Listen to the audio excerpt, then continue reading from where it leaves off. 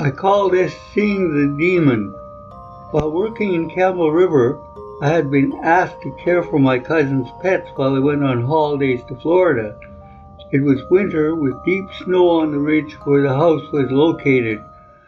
When I drove down from an upper road to the next one down with food for the pets, my truck slid down the short steep hill.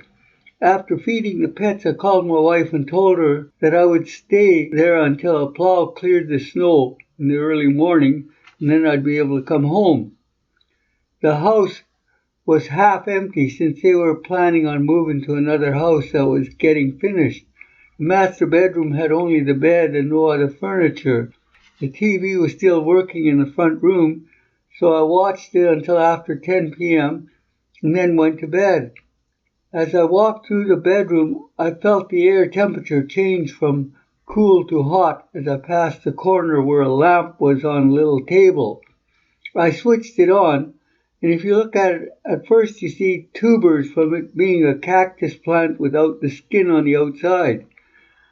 When I looked closer, I could see ugly faces, so I counted them, turning the lamp around. There were 13 faces, all distorted in different ways. This was strange, but I just carried on to the bed. Since there was no chair, I just dropped my clothes on the floor beside the bed. At about 1 o'clock in the morning, I felt someone else in the room, even though I was facing the wall. I turned my head and saw light which formed into what looked like a little man about 4.5 feet tall. Looking closer as my eyes cleared from sleep, he had blonde tight curly hair and a tight curly beard with 2 bumps that looked like horns on his head. Further down from the waist down he had hairy little goat legs and hooves. His whole body was lit up with flames. In his hand he held a pitchfork that had fire flashing off the ends of the tines. The flames were closing in on my clothes. I completed rolling over to face him and said, "Get out of here." I snapped my fingers in my left hand and pointed to the door. He was surprised that I could see him. He stared at me with an ugly, mean look. There was no answer as he stared. Then he disappeared. I rolled over and went back to sleep. My dad taught me not to fear the dark or animals or demons. A lot of people carry demons, and this is what makes them do awful things.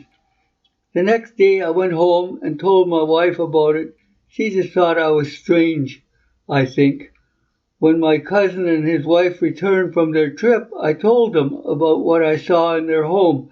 My cousin said, "Don't tell me about things like that. I hate to hear stories about anything strange." About 2 weeks later, when he was in Vancouver, his wife went crazy, as they thought, and threw everything out the windows.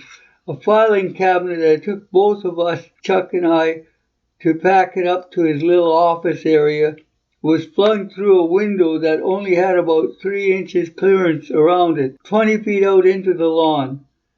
The valuable paintings had upside-down crosses cut into them with his hunting knife. She walked out and down the road. It took me a week to find her. She had gone to a hospital in Courtenay, the nut house section. The police couldn't charge her with any crime since she had been deranged at the time.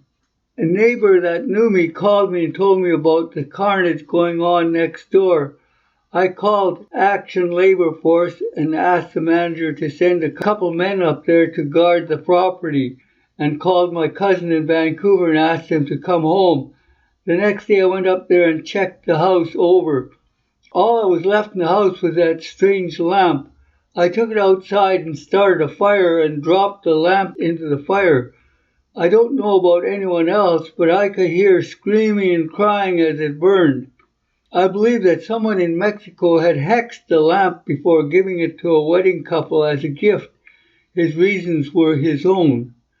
Later I carried my steel bar up to the property. I walked round the house plunging the steel into the ground, here and there. My cousin asked me what I was doing. I said the demon came up somewhere, so I was checking for a well. He said we used town water, not well water. Anyway, I carried on. Under the children's swing on a patch of sand, I heard a thunk as the steel hit wood. I shoveled off the well lid and opened it. It was 6 feet square. The center was rotten to a 3/8 inch thick area. A child could have fallen through and maybe the gravel would close up after. It was a very deep well. The rock shelf had dropped off behind the house, and the house was built on a shoulder of soil, probably along with all the other houses on the street. The well cribbing was smaller and smaller in diameter. The digger couldn't dig any longer since he hadn't hit water. It took 4 or 5 truckloads of gravel to fill it to the top. I just hoped that these steps were able to block the demon from coming back into the house.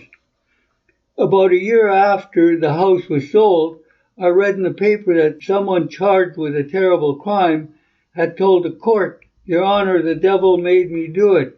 The judge or magistrate glibly replied, "The devil might have made you do it, but you will pay for the crime."